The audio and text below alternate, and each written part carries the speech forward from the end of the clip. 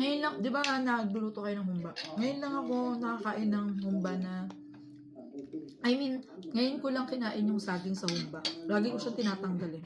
Okay din naman pala, masarap. Masarap yan, masabi. Masarap kasi niya parang pagkakas na hinugi-hinugi. Kaya lang hindi. Saan ba luto ang ang humba? Sa Bicol nga. Bicol? Si Jude lagi na lang galit no? Hindi ako galit. Nagtatanong lang ako. Wala kang tiwala, wala kang tiwala kay pa. Hindi, tinatanong kasi mama kasi Pero si tatay ang nilalagay sa mukha, tausi.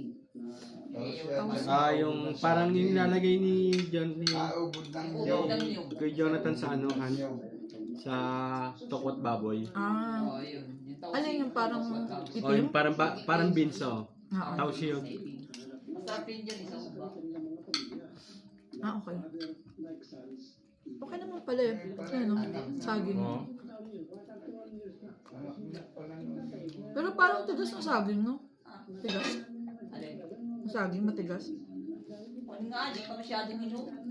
Piniprito yung bago iluto. Piniprito pa, eh. Siyempre maano. Masarap din pala. Ngayon ko lang tinikman talaga ang saging sa Ano humba. ako yung kwan talaga, hindi Sa tagal niya nagluluto ng humba. Yan hindi nalalambot sa saging. Tanongin mo mga sa'yo. Ang Bicol Express kaya saan luto? Kasi, kaya ako tinatanong ng humba. Kasi yung Bicol Express, kahit sa Cavite, merong Bicol Hindi Express. lahat pa.